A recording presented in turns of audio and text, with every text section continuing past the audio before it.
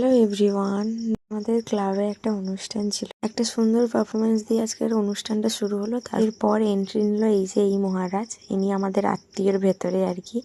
এই মা আর কাকিমা যেখানে বসেছে ওখানে দাঁড়িয়ে দাঁড়িয়ে নাচ করছে বেশি করে। আবার নাচের মাঝে মাঝে জিজ্ঞেস করছে, কি গো দিদা, ভালো আছো?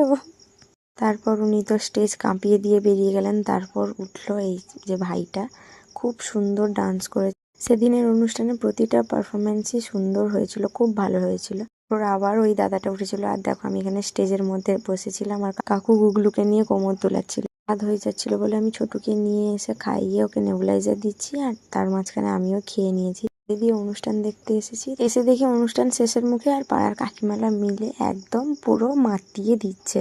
পর্যন্ত কি হলো জানো, যারা স্টেজে ডান্স করতে এসেছিল ওরা আবার নিচে নেমে কাকিমা জেঠিমাদের সাথে ডান্স করতে পড়ে গেছে। আর এদিকে গুগলুকে স্টেজের উপরে ওরা তুলে নিয়েছে আর ডান্স করছে।